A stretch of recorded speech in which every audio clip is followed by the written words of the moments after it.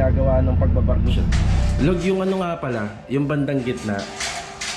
Ano po? Bali, isang araw na maganda lang yung panahon. Ayusin kagad namin to. Dito kami magpopo. Pinarating ko kay client na hindi mo parang isa lang po. Ayun, bike ni Kuya Dindo. T-shirt gray po tayo. Sa pesos nga wala. Basta gumanda lang yung panahon. Bili tayo ng pintura, yung t-shirt gray para rito sa 963. Up yan. Kaya more on may black. May abang tayo ng street light dito. Pag nawala na yung mga tambak dito.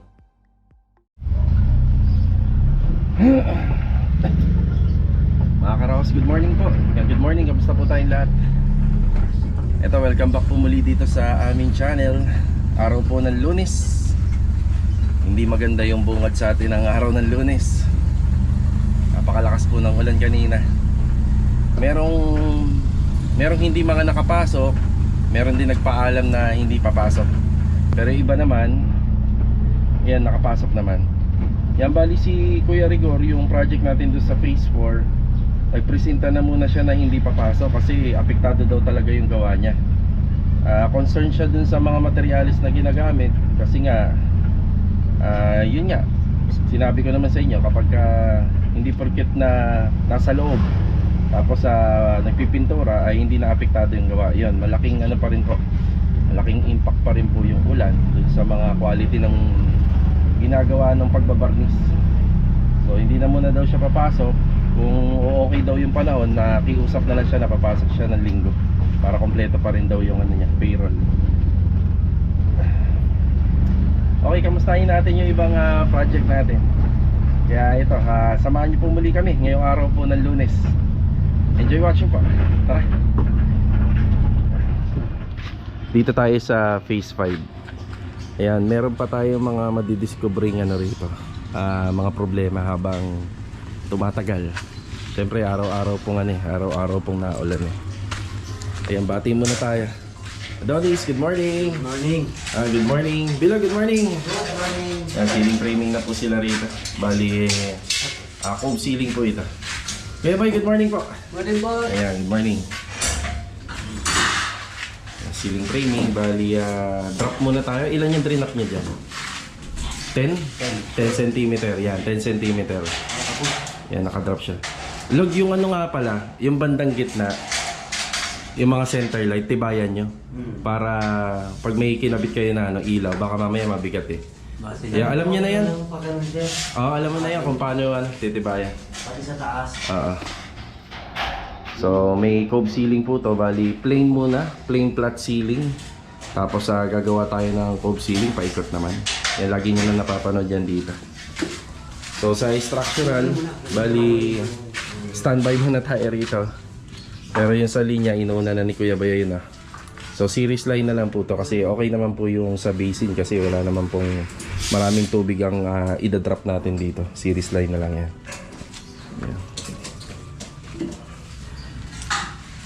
Yan, bali ito muna ang unang tinatrabaho nila. Bali kahapon yung sa taas, ayan, ang daming leak problem.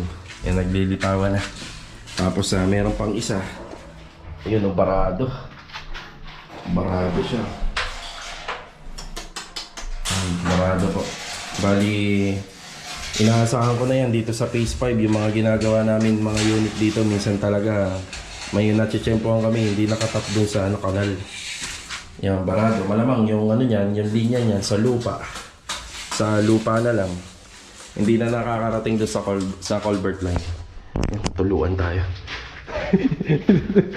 Lagi ako nabibiktima nito eh, oh. So ito, hindi naman natin talaga maaayos yan kung isipilit natin.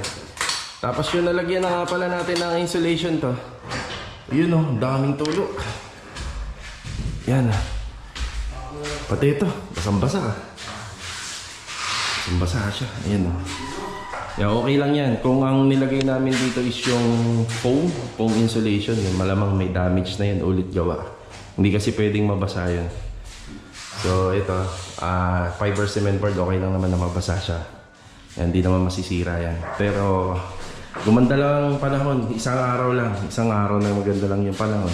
Ayusin kagad namin to, dito kami magpo-focus. Ay. Ay. Ayun na. Medyo malala. Bali, hintayin ko muna mapanood ni client to, tapos kakausapin ko siya. Yan, hindi ko pa kasi alam kung ano itsura ng bubong nito. Yung mga ganyan na ang dami dito. Yun. Ayan, ang dami dito. Lalo na dito. So, ang palagay ko rito, baka yung bubong ay yupi. Yan.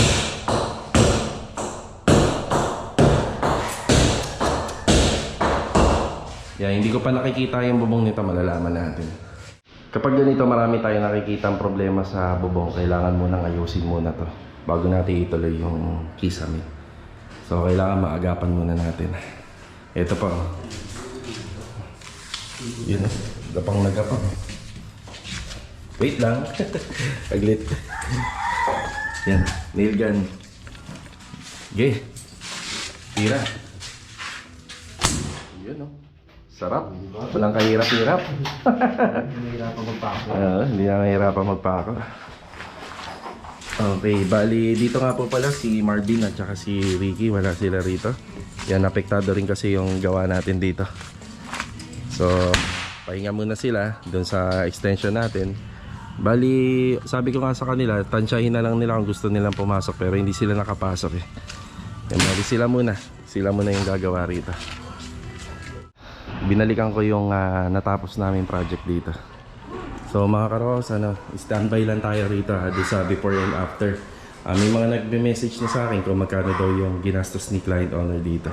May makikita pala kayo rito parang bakas ng mga tubig. Ito nga po pala, pinarating ko kay client na hindi muna natin isi-silicone sealant to kabilaan kasi mag-overall paint pa.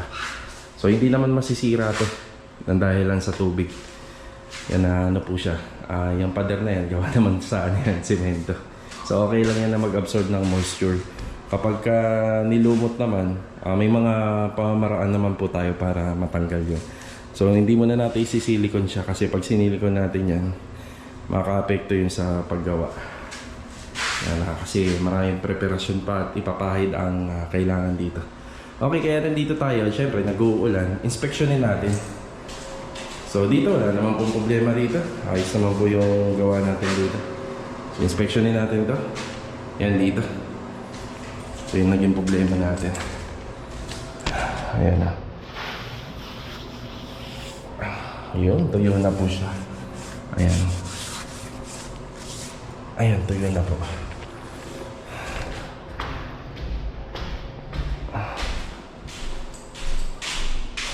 Nandito sa taas. Yan, di po siya naiipunan ng tubig. Effective yung mga ginawa po natin dito. Siguro kapag gumawa uli kami rito, dodoblehin natin ang waterproofing yan para mas pulidong-pulido. Pero hindi solusyon ng waterproofing para pang matagalan or lifetime. Under maintenance pa rin yan.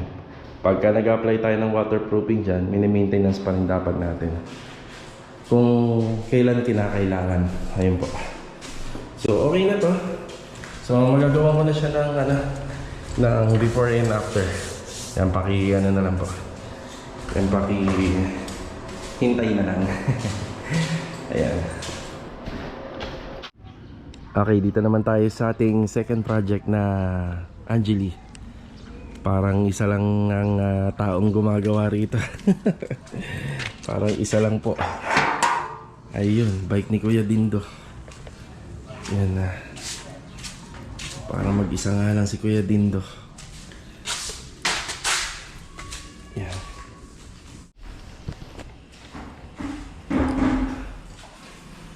Mga namasilyahan lang. Kahapon. Kuya Dindo? Mukhang ikaw lang yata mag-isa. Oo nga sir, wala yung tropa rito. Good morning muna, good morning. Good morning sir, good morning, magandang maga. Ayun mukhang nire-resbakan tayo ng Bagyong Dindo. Akala ko ba palabas na yun? Ako mapalabas eh. Bakit ganun? Sir, bagat. Nakabagat lang na. Nalabas ko na. Sabi ko, huwag ka lang pumasok na. Maawa ka naman sa tropa. Oo. Ano yung trabaho eh. Low pressure, no? Ako, LPA sir. Nagpapakulan talaga sa atin yun. Kaya na eh. So, ito, nagpapahid na si Kuya Dindo ng ating flat latex. Yan, flat latex. Yung gamit nga pala namin dito is sa Davis. Yung tinatawag nilang pondo. Yan, Davis pondo. Tapos ang top coat nito is a tinge of gray. Ayan, tinge of gray po siya. Yan yung pinaka top coat. Included na rin po sa mga kornisa. Yan, tinge of gray, kuya. Kasama na sir. Isa lang. Tinge of gray. Yan, kung ano yung kulay ng wall, yun na rin yung sa kornisa. Yan, tinge of gray po tayo. Sir, sa pesos nga pala. Pwede nyo yun? Punta ko muna yun pag bukas. Hindi pa tapos yung cabinet eh. Hindi pa. Oo. Hindi pa na Oo. Pinto pa lang sir. Oo. Dito ka na muna. Oh, sige sir, okay na. Para pag pumesto ka ron, talagang malinis na malinis na. Nakita ko, pumunta kami sa para Jojo dito kanina. Milo. Hindi rin nakapasok yun si Jojo. Masakit naman ang ulo ni Master Jojo. Pero ngayon lang yan. Pagka mga ilang araw ang lilipas ay hahataw na ulit tayo. Hataw. So dito yung update. Yan, pintura. Yan, bali inuuna muna ni Kuya yung sa second floor. Yan lang muna. Bali, matatop coat ba natin to? Maraming pipinturahan si Kuya Rigor dito. Pero pwede naman, no? Retouching. Retouching na lang tayo. So, bibiling ko na yung ano? Biling ko na yung pintura. Pwede sir, matatapos natin to. Okay. Yan, kasi rito may mga gagawin pa. Pinto, barnis yan. Yung mga ano, cabinet. Yan. Bali si ano, hindi pa rin pala nakapasok si Kuya Richard eh, tsaka si Louie. Hindi kuya. Hindi rin. Hindi nakapasok kasi dito yung pepwesto. Ayan. Hindi sila nakapasok. Yan, basta gumanda lang yung panahon. Yan, tapos ito, hinihintay na to ng ano, yung mga installer natin na magkakabit nito sila Master Jojo. Yan, sila Bilog. Yan, sa hardware tayo. Bumili lang tayo ng ating tubular at saka angle bar para sa hagdanan. Yan, pinaputol na lang natin para kasya dun sa owner. Kagaling lang po natin sa phase 5. Yan, nakapag break time na rin po yung mga tropa. Yan, yung materials na mga binili natin kanina sa hardware, tubular and angle bars, dun gagamitin nyo sa staircase. Dito nga po pala, i-share ko lang, ito yung Camellia, tapos yan papunta na ng Lumi na yan. Ito yung binabaha kapag malakas ang ulan, pero nababa naman siya, ayan. Pag wala ng ulan, yan, nabaha. Nababa naman siya, ayan. Yan, ibig sabihin na nawawala rin yung kanyang tubig. Yan, break time muna tayo mga karos. Check natin kung madadagdagan po yung bilang ng mga pumasok ngayong araw. Yung araw ng Lunes. Yan, si Ricky nakasalubong ko na kanina. Bali bukas na daw siya papasok. Okay, let's go. Tara. Bali ito mga karos, biyahe tayo papuntang Paradahan. Bibili tayo ng pintura, yung tinge of gray, para rito sa mga pader at kornisa na pinipinturahan ni Kuya Dindo kanina. Yan, gumanda na po yung panahon. Ayun o. Hindi lang talaga maganda kaninang umaga. Ngayon yung medyo umaraw na. Tapos titingin na rin tayo ng tiles para dito sa project natin sa phase 5. Pondo na lang. Yes, sa hardware tayo. Bali, ito tinge of gray. Ayan, tinge of gray. Yan ang pintura na gagamitin natin. Pero Saan mo siya isa? ang kailangan na sana natin ito ano. Hindi po sa akin. Sa labas mo yan. Bali, ang kailangan sana natin ano 3 box or 12 gallons. So 7 lang po yung 7 lang yung available dito. Yan, pina-order na po natin sila para babalikan na lang natin.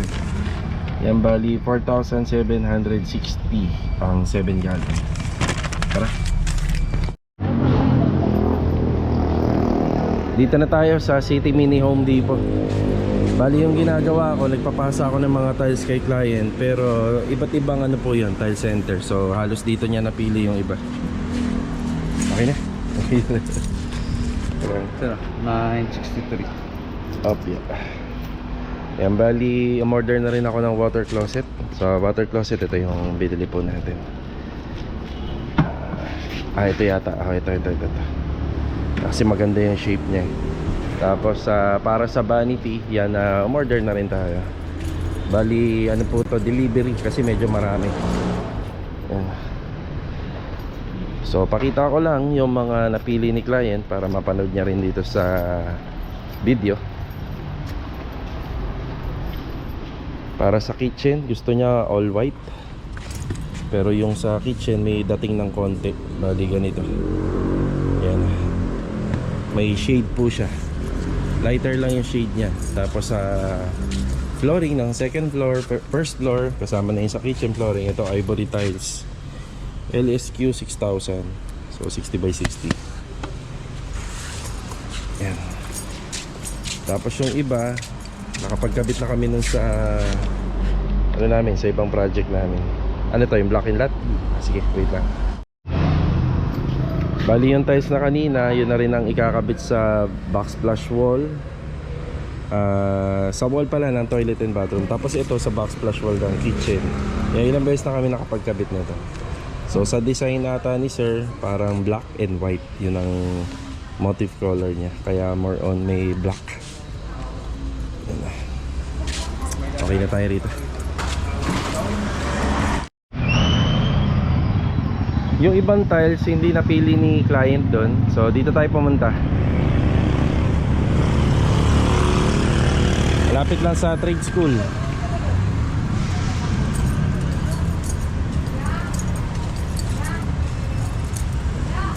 Bali ito yung napili niya. Bali gagamitin namin to wall accent para dun sa TNB. Tapos papartneran po namin siya paikot nung tiles na gagamitin din po namin sa kitchen counter. Yan. Mga ano to, mga 24 pieces pero gagawin na natin 25. Okay na, ito yung napili. Alright. Bali ang hindi ko na lang nabili rito yung sa para sa lababo, sa flooring. Yung magiging flooring niya. Isto lang ng 60 by 60, bali yung matte tiles lang po yun. Yun lang ang hindi natin nabili. Yun na. Tara. Okay, natid lang natin dito yung tiles, pero update pa rin tayo. Ayan, bali silang tatlo pa rin yan nandito. Yan, meron tayong pin light sa pole at saka may abang tayo ng strip light, then may center light tayo. Yan na. Yan ang yung mga nagagawa dito. Tapos pinagagawa na rin po natin yung extension ng ating hagdanan. So kadalasan dito sa mga nagpapagawa sa amin, lagi na siguro namin gagawin to kapag hindi po kahoy yung ginamit. Kasi sa kahoy, kahit hindi ka na mag-extend po ng ganyan. Pero pag pinag-usapan namin tiles, yan, tiles lang muna. Ganyan po yung gagawin natin.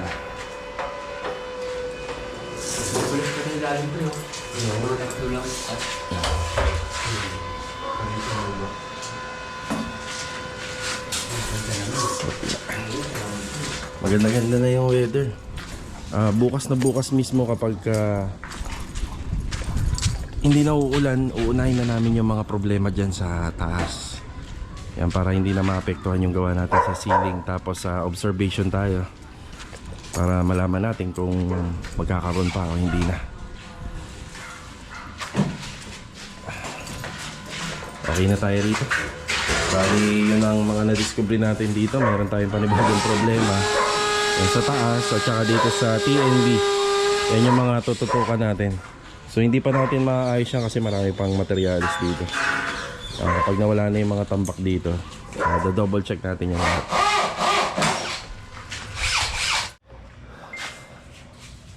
Yeah, update na rin tayo rito. Yan pa lang. So ito paano, may mga kahid na lang masilya to. Ayun pa. Bali, ang gagamitin natin dyan, ano, Acrytex primer to. Tapos, i-finishing touch natin ang emulsion. Yan, para maganda. Ayan, dito na si Kuya nagmamasil sa baba na. Ayan yung mga pintura na binili natin. Maraming kulang pa to. Kailangan natin ito kahit mga 3 box. Medyo malaki po ito. Ayan, gawa rito. Ay, pwede na yung top coat sa taas.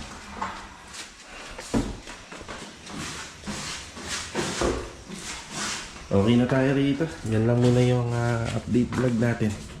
Yan ngayong araw po ng Lunes. Yan, babawi po tayo bukas. Shih Tzu. So, kita-kita na lang uli for the next video. Yan, ito paalam po muna.